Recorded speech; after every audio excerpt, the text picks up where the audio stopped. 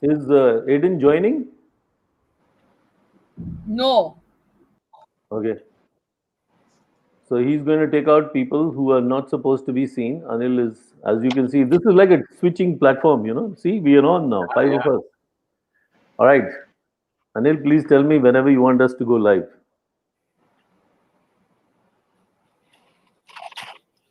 Yes, Anil. Okay.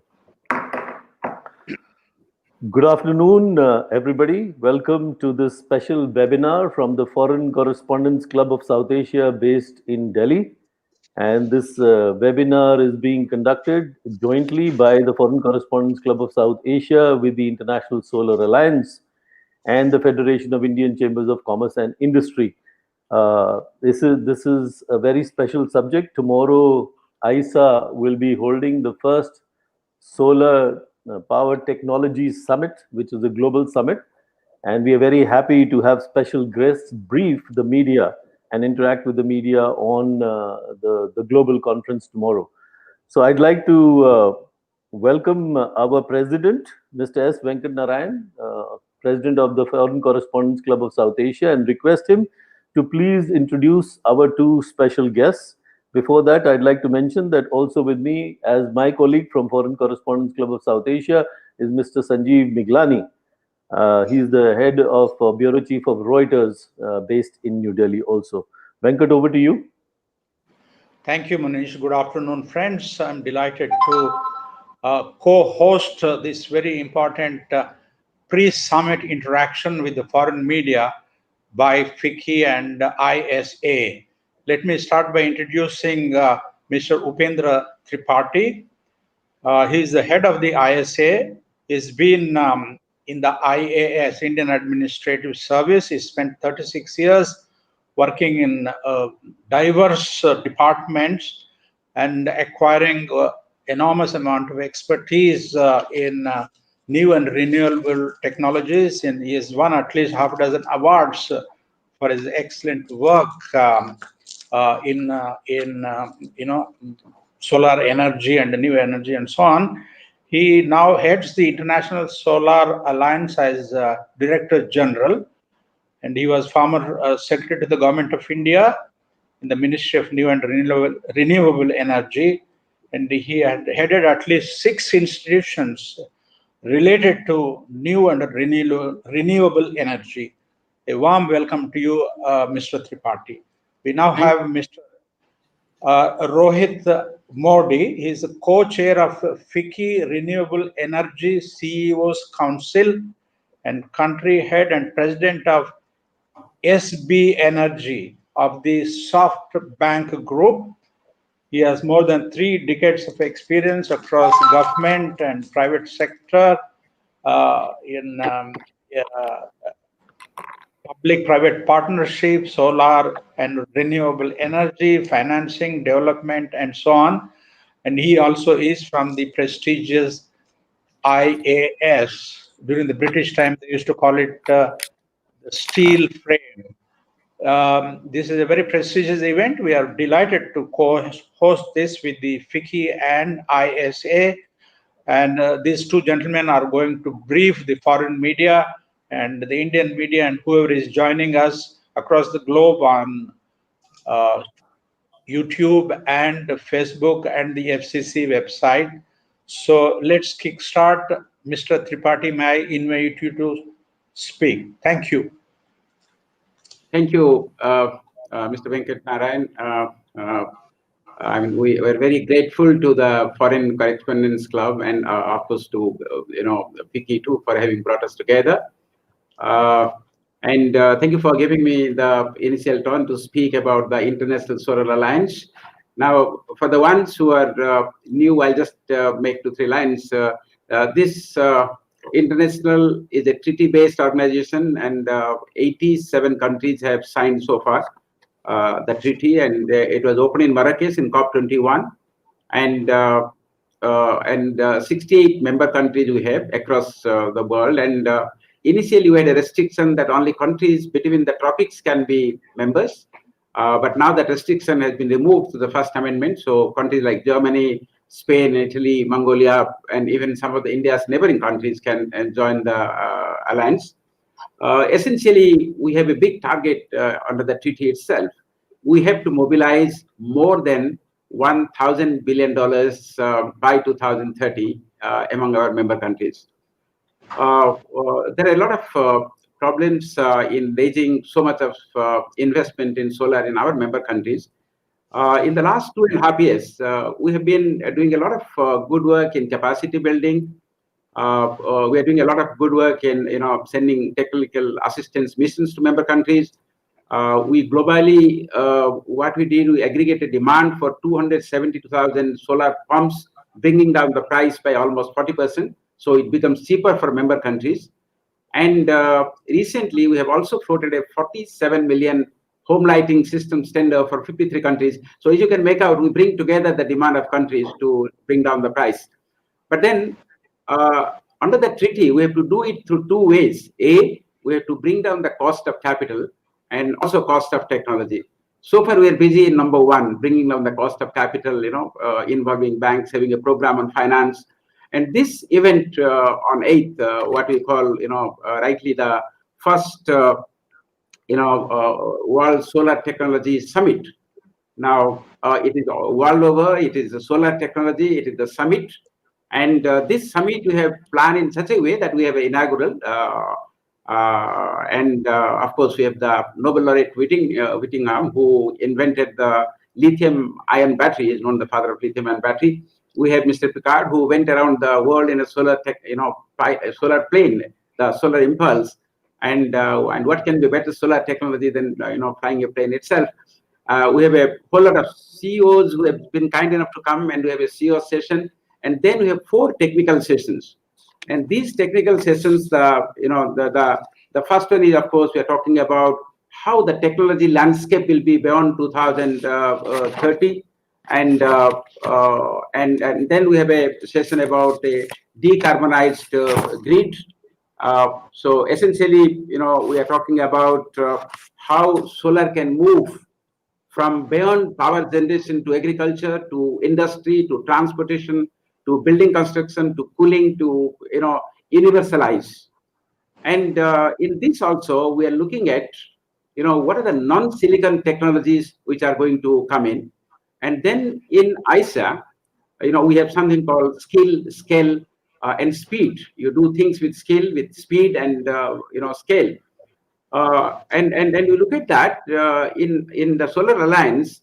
If we have to really give clean energy to 2 billion women who don't have clean cooking fuel today, or 700 million people who have no access to electricity, the price of solar has to come further down. At some point, we are talking about grid parity.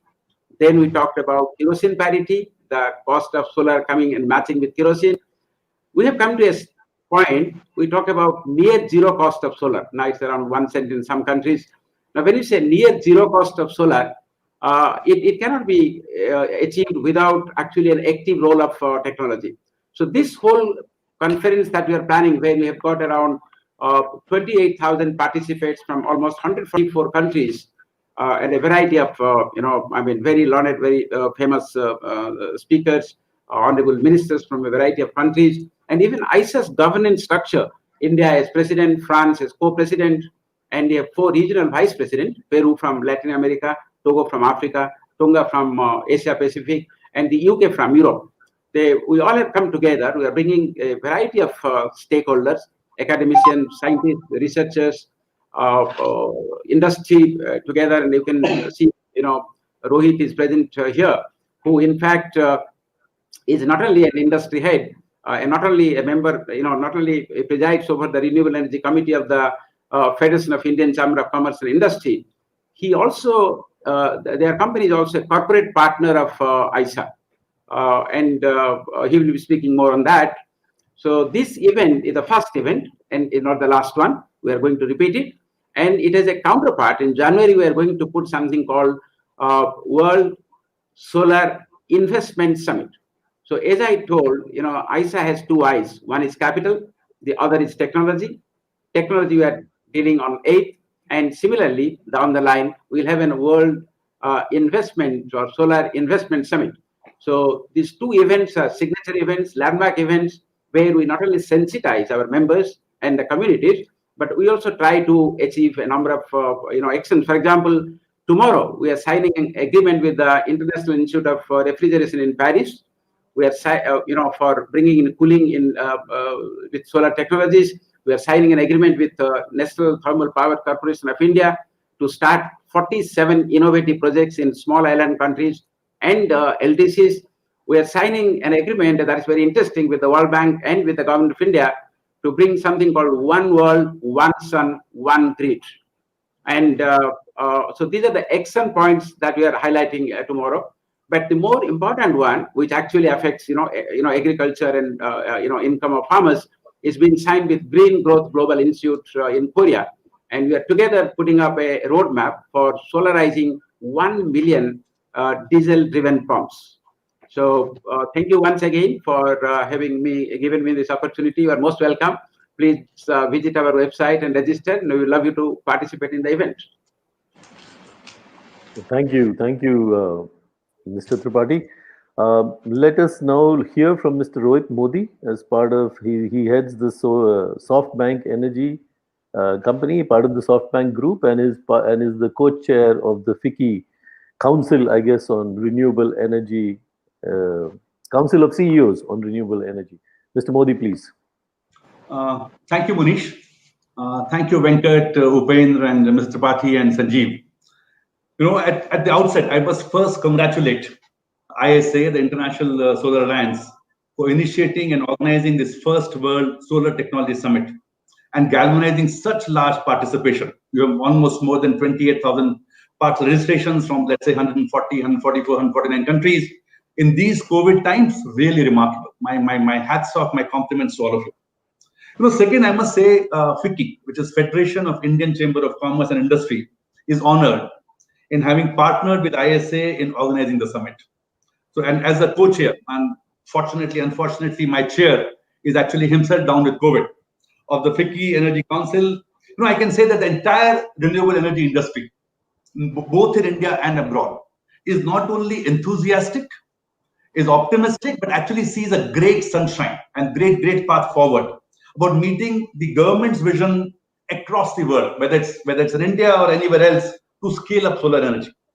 But what is critical, and this is what I wanted to mention this, which is where ISA comes in. But both countries and corporates look forward for four things. They look forward to economies of scale, because that then brings about a whole lot of efficiencies. They look forward to diversity. They look forward to international best practices, and they look forward to innovation and change. I think many of the countries and corporates by themselves are too small to be able to reap these benefits. And that is where ISA and forums like this can be that bridge. They can be that bridge to help smaller countries, smaller companies to leapfrog, to reap the benefits of economies of scale, to reap the benefits, to learn from shared learning, to reap the benefits and contribute to innovation and change. In the past, there were two barriers. The two barriers of solar energy clearly were, what were they? They were commercial and technical. The commercial barrier was the tariff was too high. The technical barrier is it's not energy on demand. You and I don't want to tailor our energy requirements. We want to have it when we want it. So what has happened? Today, the tariffs have fallen across the world from multi-dollar tariffs to we are now single-digit tariffs and lower single-digit tariffs.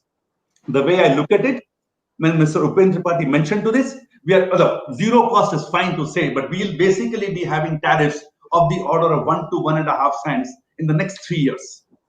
Going forward, it would be sub 1 cent. At sub 1 cent, it is close to reaching zero. Like interest rates have come down in developed countries, you will have tariffs for solar energy at the same level. So the commercial challenges will be over. In fact, it will be far more attractive. If I were to hazard and be audacious, I think these conferences for solar are a matter of only the next 5 to 10 years time. 10 years later, you would not be having conferences for solar energy. You would be having conferences on how to make the fossil energy survive and how to make that industry not vanish and get fossilized. So I think commercial parity is already happening.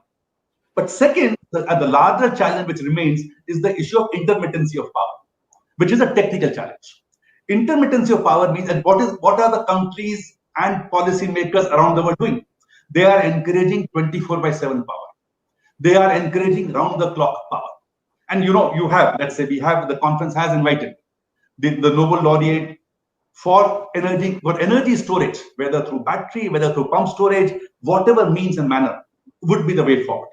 The way I look at it, for any industry, any sector to go forward, it simultaneously works on four areas. It clearly works on business models. It works on policy innovation. It looks at financial engineering and technical engineering. I don't think we can overemphasize the importance of one over the other. It's all these four which work on this. And to this extent, today we are seeing not even large countries like USA, China, India, but even smaller countries.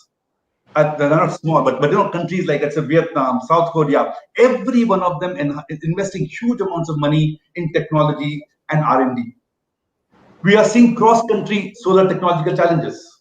And I would say this market, in fact, and I mentioned again earlier, everybody talks of several $billion, $1 trillion of economy. I'm saying solar will be the economy, will be the energy sector. So it's the size, the world is the size of the industry going forward. And with that the perspective, I just want to say, SoftBank, for example, has been known around the world for taking bets on technology. Most of our bets in SoftBank were actually or basically on shared platforms, on technology, on innovations. Yes, COVID has had a small temporary hiccup because shared economy itself was being challenged. But I think there is no other way but for all of us. There's a lovely African proverb. If you want to go fast, go alone. But if you want to go far, then travel together. International Solar Alliance, summits like this World Solar Technology Summit actually serve that purpose of making us all go together. We, for example, SoftBank chairs this Global Leadership Task Force of Cooperation Innovation. We have been working with 23 corporates. We have set up 5 technology innovation missions, 1 financial innovation mission. Obviously, FICCI does the entire back work, the secretariat, the supporting, the organizing, everything. But I think 5 conferences have been organized with ISA for the last 5 years. I believe we can, but the journey has just begun. For me, these are baby steps. Much, much, much more needs to be done. I would be very happy to sit back and talk. I've just shared some very, very preliminary thoughts on what needs to be done. I think fundamentally what ISA does and where corporates play a part, because governments can lay out the policy framework. They can make it enable, they can create the environment where things happen. But ultimately, it's a private sector investment. It's a private sector innovation. It's a private sector initiative. It's a private sector thirst for doing more, doing better, doing faster, doing cheaper, doing better quality is what drives this work.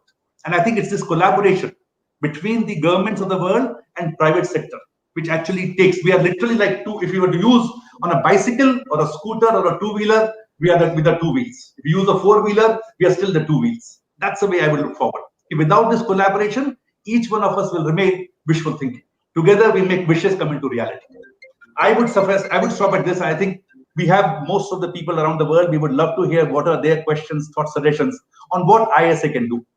Fundamentally, what corporates can do, along with governments, is to promote international best practices, is to promote innovations in finance, in policy, in regulation, in business models, in technology, is to promote how do we leverage, reap economies of scale, is to promote benefits of diversity. And I can go on, and I think I would stop at this. Thank you so much, Munish. Well, thank you both of you, Mr. Tripathi and Mr. Modi, for giving us an insight into. Well, people already know about ISA, and people already understand what the world needs and where the world is going with solar energy. But as you very lucidly put out, both of you, the whole idea was, can we drive down the cost of this energy? And technology and innovation is the answer. I mean, if technology becomes cheaper and innovation grabs it, then the cost of producing power naturally will come down, and that's the only way to get people to mobilize governments and people to come along. But this is a beautiful partnership, the way you've explained. ISA as a driving policy making platform of countries, intergovernmental partnership, and institutions like World Bank and others coming together. And then, of course, the private sector, which has to play the role of being the actual one that invests and creates the power and actually distributes it. We have seen the models of government going away from making power and distributing it.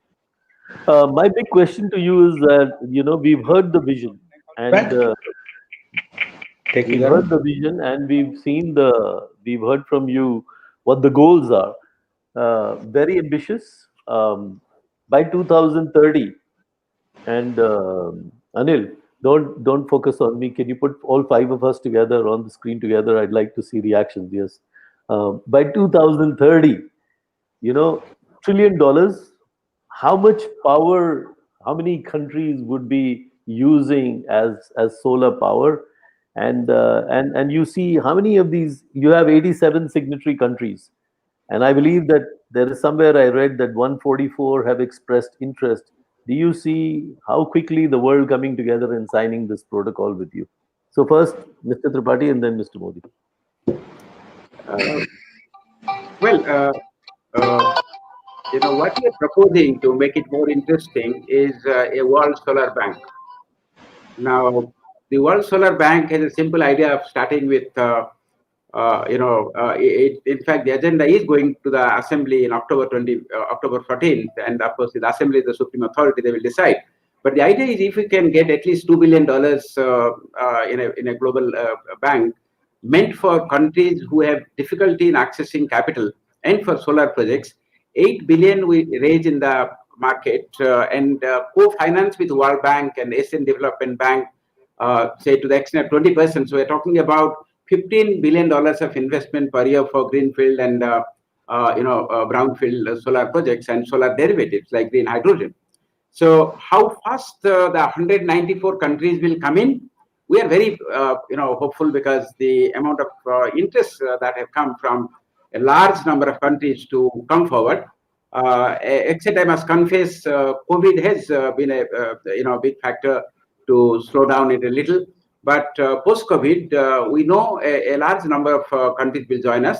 So what we are doing now as a strategy, we are reaching out to regions: Latin American region, African region, Europe as a region, and the restriction that were there earlier, that is gone.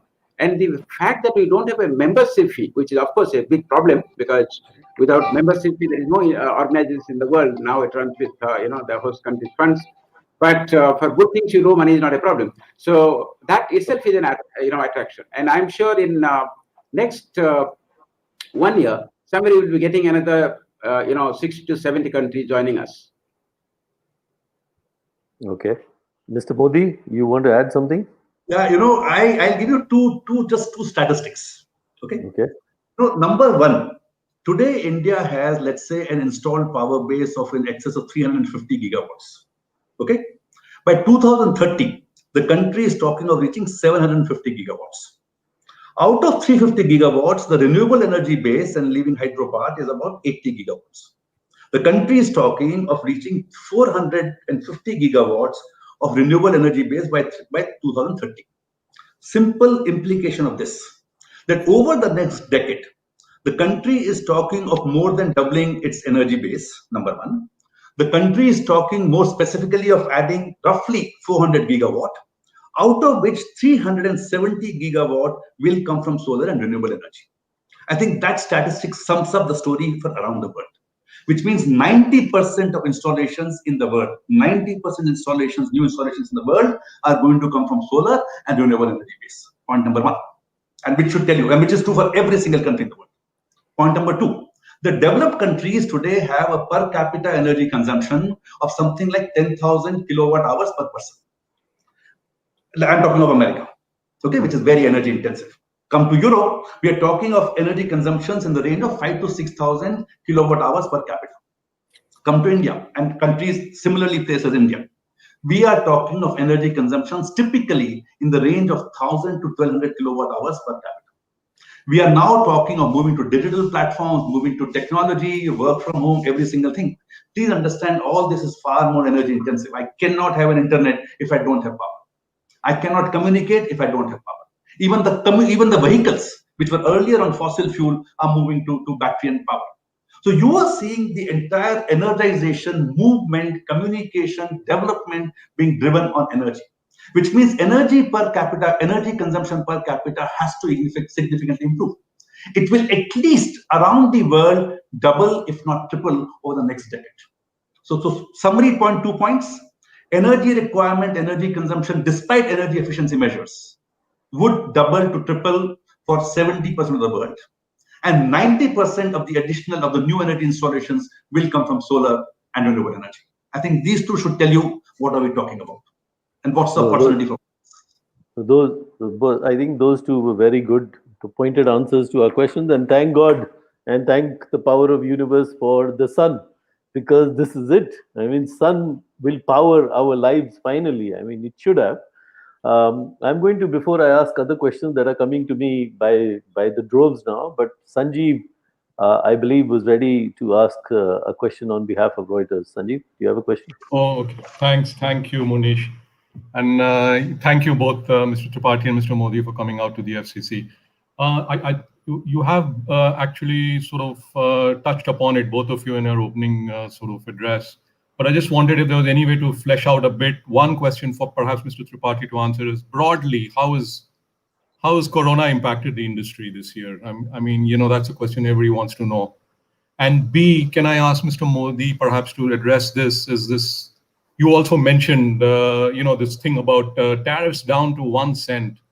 I'm just as an outsider, I'm looking at it. How does the company, how do they deliver projects with that kind of tariff? How does it work?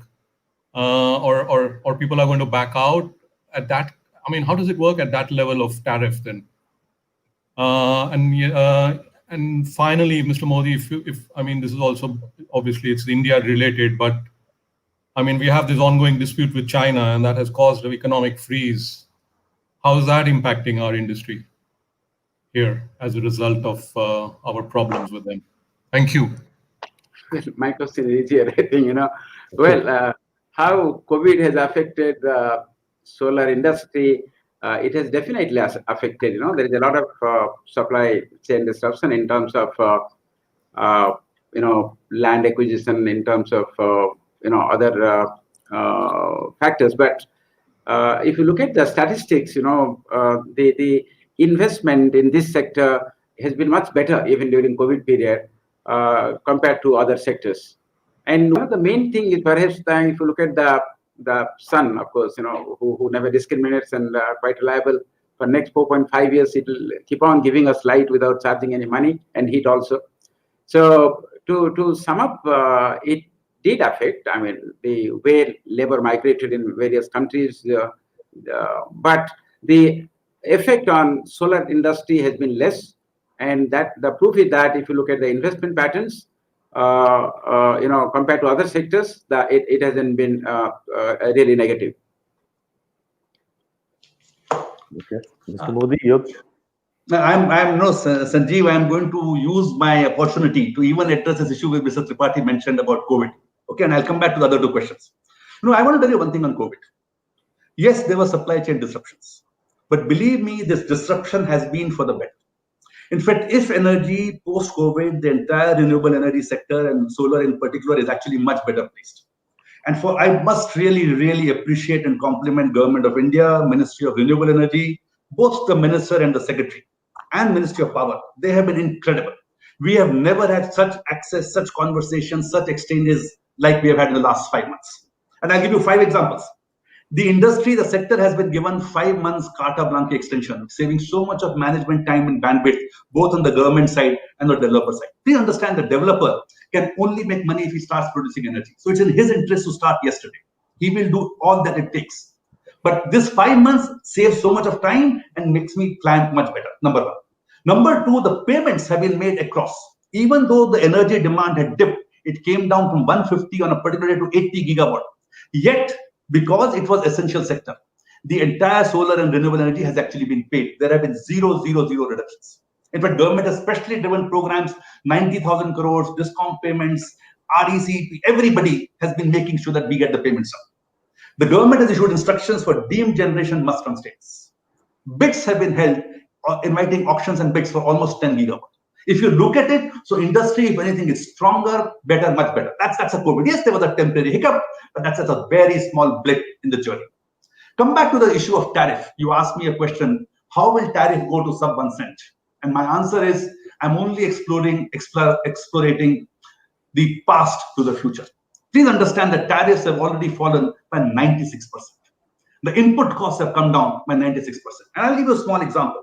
We started, the cells and modules used to be in dollars per watt peak. The cells and modules today are talking of 16, 17, 18 cents per watt peak. And what has happened? What has happened is cells and modules, which used to be few watts peak per panel, then for a long time was stabilized at 230, 240, became 330, 340. Today, I'm talking of 500 watt peak panels. I'm talking of 700 watt peak panels. I'm talking of 800 watt peak panels. I'm talking of bifacial solar panels. And bifacial will capture albedo, will capture sunlight from both sides. More important, it will now capture diffuse energy. We are now talking and using bifacial with a tracker. I would actually have a peak not only from 11 to 2, but I can have a peak power production from almost 9 in the morning to 4 or 5 in the evening. So I'm actually addressing the spikes in power.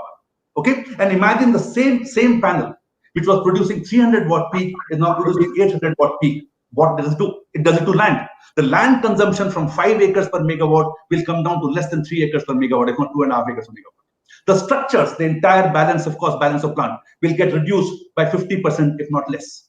So with the declining input costs, with the declining input quantity, reaching 1 cent, we already today are, if you see the last bids in India, were at 2 rupees 34 paise, which is just a little over 3 cents. If you see the latest bids which happened in Middle East, were almost at 1 cent. If you see the latest bids which have happened in Europe, are close to €1. So the country and the world is already talking of reaching there. Okay, there were specific bids. You could interpret them differently. One was equal to 1.5 to. All I'm saying is, in 3 years' time, across the world, the tariffs will come down to 1.5 cents, including in India, if not less. That's my answer number 1. So there are basically, because of technological changes, because of quantity reductions, because of efficiency improvements, because of ever increasing financial engineering, larger muscles, you name it, and we can have a long story. Okay, that's an easy part of the answer. Even anti-China. What is anti-China? Please understand, anti-China is not a sentiment unique to India today. Anti-China, because many of us want to find someone to blame for this halt in our normal day-to-day life. Across the world, most countries today believe and blame China for what has happened. Without sharing the blame, what has happened? So countries are responding. In India, it has been exacerbated by the border tensions. Okay, I am not a spokesman for Government of India, but as a citizen, as an observer, and as somebody whose company industry is deeply impacted by what is happening, what are we doing? We are making plans at different levels. We are saying what is today 80%, if not 90% of global procurement, especially of solar panels, happens from China. Also because they have been brilliant. Well, I must acknowledge, today the prices have fallen, the entire credit goes to China. Let's not take it away from them. The challenge for a country like India would be, can we match the ever declining prices from China? Number 1. We can match. Today I can install a 5-10 gigawatt factory which can match it. Can I ensure I'm not technological obsolescence? Because I install a 500 watt peak panel and China next year produces an 800 watt peak panel. I would be irrelevant. So how do I make sure that I'm commercially competitive and technologically not being left behind? That's not an easy challenge. So we are obviously dealing with alternative procurements, but I think we must recognize, at least as far as this industry is concerned, China has made a great contribution. Solar industry across the world should be grateful to them for what they've done. Okay, that's the benefit we are all reaping. Yes, inverters we can say which are control panels, so they cannot do. We can shift to India, not a problem. Okay, so I think that would be my answer at 3 levels. We have to learn from China at the first level. We have to see, can we be commercially competitive and technologically relevant and stay at the cutting edge of technology. Number 2, which means innovation is the answer. Number 3, for things like inverters and all, shift production base to India. And even otherwise, encourage make in India and look at non-China sourcing procurement. Maybe encourage Chinese companies to go outside so they're less under that sovereign control and hopefully less rogue, as one would call it. I'm being politically incorrect, but I think that would be the way I would look at it, personally speaking. Well, thank you. That was a great answer. Very pointed. Politically correct, incorrect, doesn't matter with media, sir. Let's shift the focus to Europe. We have a question here from one of our managing committee members, PM Narayan. He's the chief producer for German television, ARD. The question is, Germany is one of the green energy efficient countries in the world. How are you going to partner? Any specific plans? When is Germany planning to join? Is Germany joining? In fact, Germany, the Honorable Minister from Germany visited the ISA office a few months back. We have a series of meetings with the German embassy, and we're in fact planning if they could join during on 8th of September, but then there were August holidays and all that. It didn't work out. But we're inspired by Germany. In fact, as credit goes to China for manufacturing, the credit for first sacrificing government money to bring in solar and rooftop, and being the solar-driven economy that Germany became, it became a leader. And it has also taken a big role in terms of establishing IRENA, and it has a center in Bonn. So Germany has played a very, very positive green role across the world always. And we are very hopeful that at the earliest, we will have Germany as a member. And that will be a significant step for ISA. Because with Germany, we will get collaboration with a number of sub-sovereign organizations in Germany, whether it is academics or it is a type of other organizations. So we are looking forward to that, and I'm sure Germany will become a member at the earliest. One follow-up question, real quick. I think you answered this, but anyway, PM still wants to know, Narayan. In the next 10 years, how much will be the solar energy contribution to India's overall energy needs? 10 years. Now, if you look at, they gave those figures, 450, gigawatt out of 750, and 90% of that, as Mr. Modi told, will be solar. And the way cost is coming down, not only globally, even in India. And recently, India put a new type of innovative bidding. It's called 24/7 bidding. And I think one company called Renewable got it. So essentially, they were saying, look, you go for solar, go for your storage, combine whatever else you want, but supply us 24/7.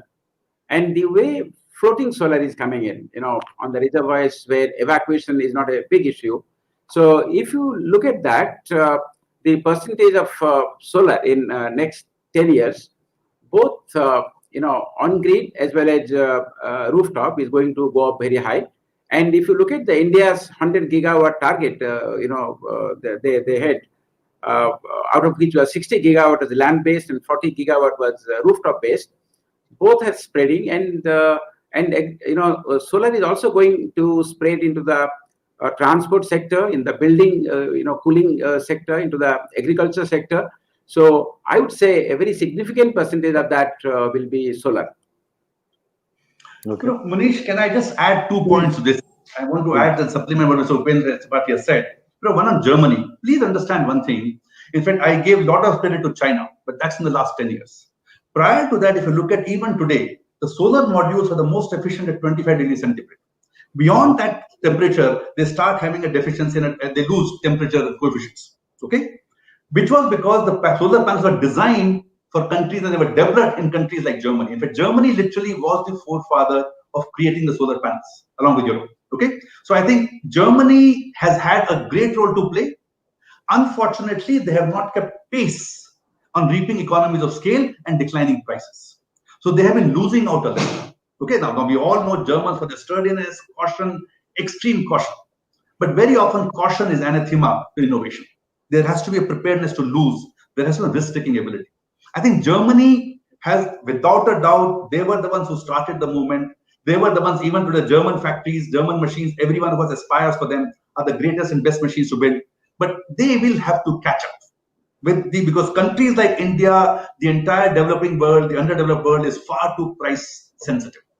They cannot afford energy at more than 2.5 cents today and 1 cent later. And that's what Germany will have to get to be able to contribute. That's just one thing which I wanted to add for Germany portion.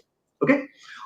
On the India portion, I just want to say again another thing. If you look at statistically analyze the data, Government of India said we'll do 60 gigawatts out of 100 is grid connected and 40 gigawatt out of 100 is rooftop connected.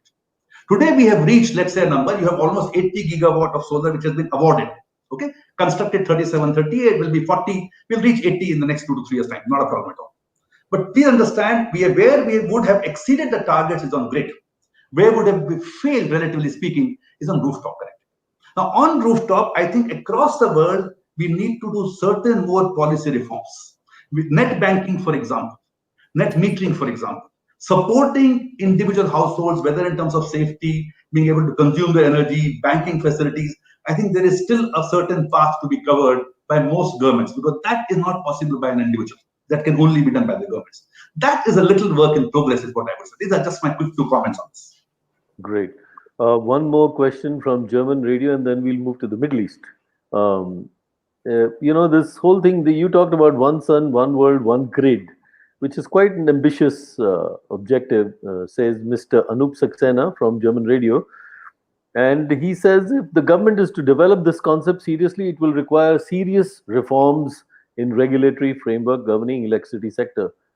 Are those happening? And how fast are those happening? Well, I mean, the latest thing is, it's a beautiful, definitely a beautiful idea. One world, one sun, one grid, because the sun shines for 24 hours. The world is round, Earth is round, and half of Earth is always in light. And there are areas, of peak and non-peak areas which can be interconnected and power can flow. But right now, what ISA is doing that we are going to sign a partnership agreement tomorrow with the Government of India and the World Bank, and we are going to hire an agency who is going to do a pre-feasibility report of this idea. We are all talking about one sun, one world, one grid, but they will go and examine various parameters about its practicability, as well as which are the regions that can be tackled first. If actually you cannot build a one sun, one world, one grid overnight, it has to be a long-term process. The projects and preparations have to take place. And in other parts of the world where certain developments have taken place about, type of creating mega grids, they have to be interconnected. And you need a political ecosystem for all countries to join. Because the moment you have energy linkage, you have to have understanding of how to deal with it. Maybe you need a World Energy Treaty, which will essentially regulate the type of supplies. Because if the solar cost comes down to less than 1 cent, or the near zero cost that we are talking about, there will be questions of oversupply, local storage. So there will be various competing factors to determine how this one sun, one world, one grid is going to take shape, and how the projects are going to be implemented, and whether the World Solar Bank can actually play a big role. But as of now, we have a 15 months time to engage a consultant. In fact, the tender is on, and first the pre-feasibility report has to be done. Mr. Modi, do you want to add anything to that, or should we move on to the next? Well, I think it summarizes beautifully. I have nothing more to really, it's what a lovely idea. Look at it like this, and it's true. There is one sun, there is one world. Issue is, can we have one grid? That's the only issue. And obviously, it makes logical sense. I can produce solar energy best in Rajasthan and in Leh Ladakh. I cannot produce it in Delhi. So I cannot have a solar energy being produced in Delhi. So it has to be one grid. I can extend it. I'm just giving you an example of India. The same logic applies to the rest of the world. Produce energy where you have wasteland. Produce energy where the solar temperature radiation is just perfect. It does not make sense. We talk about specialization. I think so. It fits into the bill completely, and that can only be achieved if there is one grid. So I think one sun, one world, one grid is so beautiful, so appropriate. Nothing more to add, and that's the only way to happen. Yeah. No, thank you for that answer. And some of us who understand technology follow how there can be one grid. But I would love for one day an ISA and FICCI, get together and have a conference and explain for the lay people around the world as to how this one grid is achievable. I think visualization will move a lot of people and minds.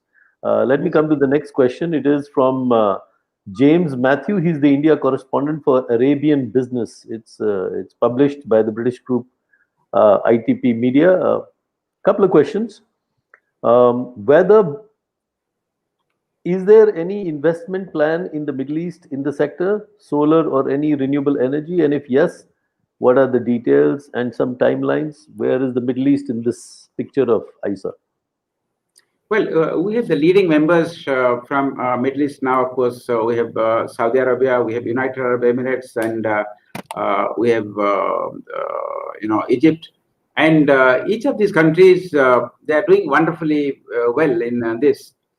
in this regard. In fact, in UAE, they have a beautiful model, a solar park of some 300 megawatt in one place in desert, and they have got such a beautiful revenue model, involving a Chinese company, an Indian implementing company, and a Japanese company giving money and all that. So all these areas, in fact, Saudi Arabia has some of the mega projects that have come up. Maybe some of the agencies who are involved, maybe SoftBank is involved in that, the European Investment Bank is involved in that. So there is a major trend. The question comes, of course, I was discussing with a friend of mine with Saudi Arabia. Their point was that if you can get it solar cheaper, and why don't you use solar and export oil? So essentially, there is an element of competition, which gets cheaper, and what they, how they utilize sun to save more on oil. But they have the sunshine, they have the land, and they have money, and there are companies who are willing to come and invest there. Banks are. It's a very, very resource-rich area in terms of solar. I think the next question is to you, Mr. Modi. So maybe you can answer this one and the next one together. Is the same from James Matthew? He wants to know, is SB Energy, ISA, or any other entity planning a strategic tie-up with any of the GCC or Middle East-based companies or funds for setting up projects there, solar projects there? And are you getting any funds from the region also? Munish, thank you for this question. And, it comes as no surprise given the profile of SoftBank. But I think I would keep it an ISA event and not get down to a SoftBank event. So I'm not going to answer corporate questions on SoftBank. But let me tell you something very interesting on the Middle East. Yeah. Middle East has a problem of plenty. They are the ones who are plentiful of oil. They are the ones who are plentiful of sun. They are the ones who are plentiful of wasteland. They have to make choices. Now, let's recall companies, whether a Nokia or a Kodak or even an IBM or any company in the world. If they do not see writing on the wall, they will get fossilized. If they do not keep ahead of the curve, they will get left behind. Middle East clearly has to make a choice. They made all the wealth and all the money by exporting oil. They are similarly placed in being able to export energy. They were different, you created Panamax vessels to create large amounts of oil. And having dredging done across Suez and Panama made life easy. For solar, you'll have to have grid. You'll have connectivity. That's where the investment will come to. SoftBank, for example, was talking of doing a 200 gigawatt solar plant in Saudi Arabia. 200 gigawatt, which was way ahead of anybody talked of one world, one grid, which is exactly where it was going to. So to my mind, Middle East will have to have. In fact, the lowest prices, eBay was a bit where we did not get it right, unfortunately. But I know in eBay, for example, the prices were down to sub 1 cent. So that's my answer. So I think Middle East has to make choices, has to make conscious choices, has to cannibalize itself, has to read the writing on the wall, or they run the risk of being left behind. One last question, and I know that the Director General has to leave, and we had taken your time only until 1:40. But where is the biggest traction coming from? Developing countries led by India in the International Solar Alliance, or developed countries, or both? It's coming from the traction for solar is coming from both. If you look at the $150 billion that comes as investment in the global market, it mostly goes to big countries like Japan, China, USA, maybe India, France, and these type of countries. So the countries who need more traction are the countries who actually don't have that much of capital today, but some of these are countries doing wonderfully well. For example, the other day, the Honorable Minister from Togo was telling me they have come up with an energy policy where they would decide that a portion of the country will be identified as a non-grid zone, and they will go for mini grids, for electricity supply and all that. So, and they have a better way of transiting from use of biomass right up to solar. So it is like people jumping into mobile phones. So traction is coming from those countries because they find this is a bigger opportunity to actually leapfrog from, not follow the traditional route that most countries followed. And traction are coming from the richer countries because their carbon generation is more, and they realize, to keep the global mean temperature below 2 degrees Celsius, you do need a lot of, solar electricity or solarization. not only using the sun's light, but also using sun's heat to treat the global climate issues. So that way, I look, I would say that, and if you look at the ISA's membership, we have UK as a member, we have France, we have Netherlands, we have Japan, we have Australia. These are all, developed countries, but at the same time, we have also a large chunk of countries from Latin America and Africa and Asia who are equally interested in the solar story. All right. Mr. Modi, anything to add? Otherwise, Yeah, we're I going to can wrap just up. say, I want to say two expressions. One in Hindi, there is a saying, "Tali ek haath se nahi basti, dono haath se basti hai." Basically saying you cannot clap with one hand, you need both the hands to clap at one level. I want to repeat the African proverb: if you want to go fast, you can risk going alone. If you want to go far, you have to work together. As Mr. Upendra Tripathy said beautifully, none of us can achieve anything on our own. Developed countries have the ability today, and if you look at it, most large investments are coming, let's say, from Canada, which is not such a large country, but a large number of investments in solar are coming from Canada, from Canadian pension funds. They can provide capital at a lower cost of capital. I wish one can have the same story for Japan, can contribute much more in terms of lower cost of capital.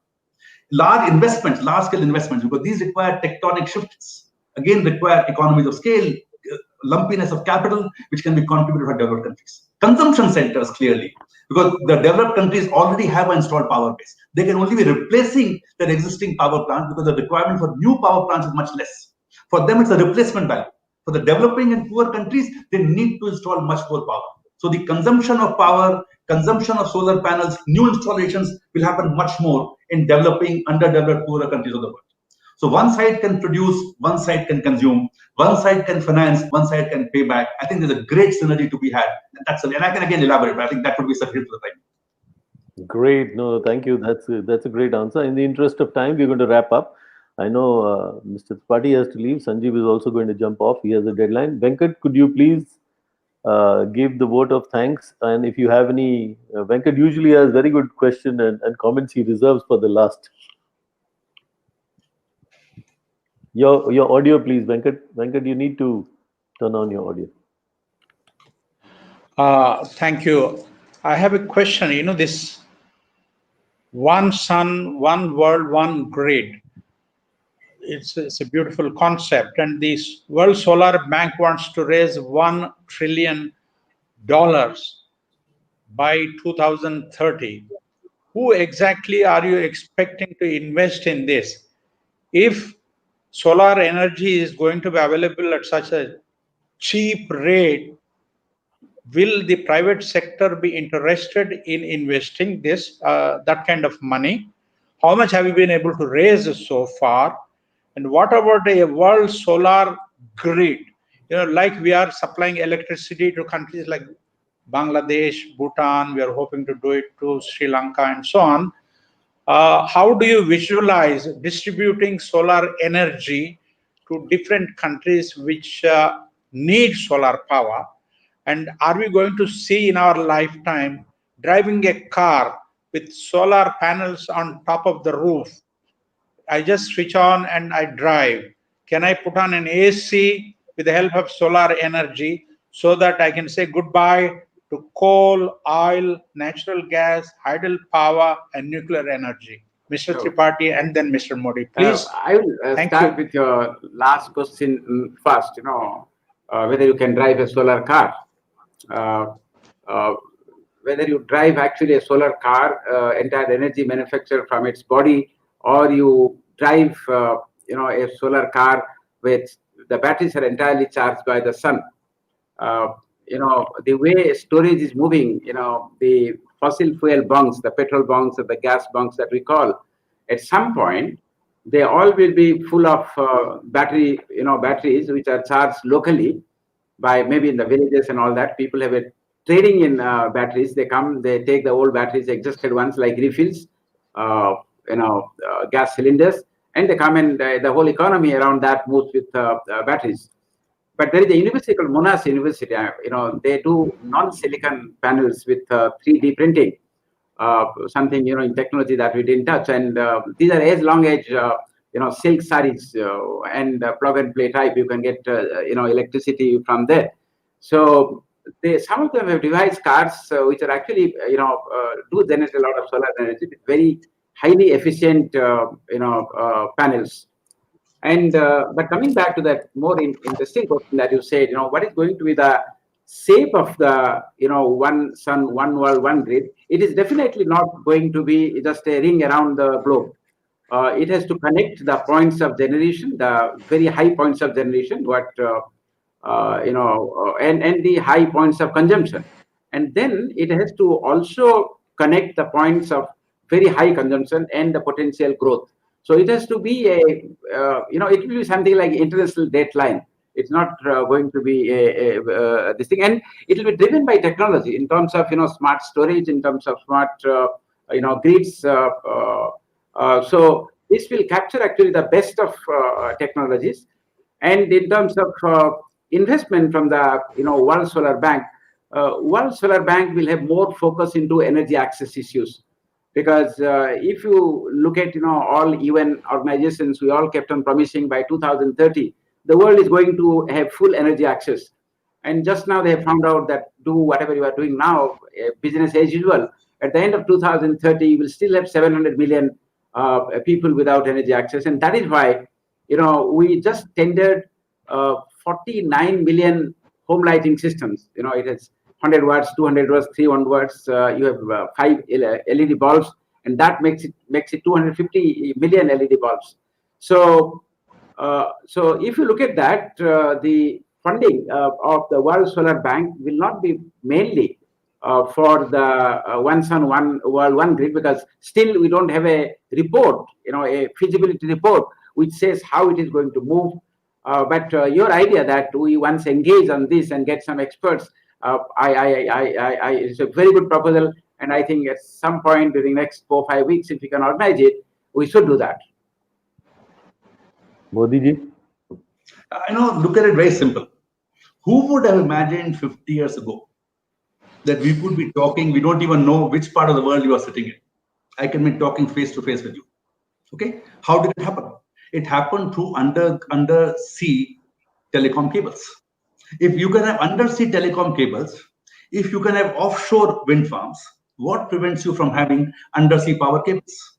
Very true. Who would have thought even 30 years ago that India would be a one grid? We were talking of state grids, we were talking of regional grids. Possibly India today is amongst the better countries in the world in terms of a national grid. If a country as diverse, as disparate as India can have one grid, if you can have telecom cables under the sea, if you can have wireless connectivities, last mile connectivities, I do not see why one world, one grid would not happen. And believe me, it will happen faster than any one of us can ever visualize. That's my one simple answer to this. I'm an incredible optimist of technology, incredible optimist that man will find what is best for him. Thank you. And it is best for everyone around the world. Thank you. Well, thanks very much, gentlemen. It was a pleasure listening to you all. It was very enlightening. And on behalf of the Foreign Correspondents Club, I want to thank FICCI and ISA for collaborating with us to do this curtain raiser of an international press conference. And we'll be delighted to put the FCC facilities at your disposal, because the whole world is your audience, Mr. Tripathi, Mr. Modi. Anytime you want to reach out to the global media, just think of us, okay? And it was very educative, and I want to thank you all on behalf of the Foreign Correspondents Club of South Asia. Thank you, Munish. Thank you, Sanjeev. Thank you, Mr. Modi. Thank you, Mr. Tripathi. Have a great day. Bye for now. Thank you. Thank you. Thank you, Venkat. Thank you, Munish. Thank you, Sanjeev. Thank you, Mr. Tripathi. Thank you, Rika. Thank you very much. Bye. We close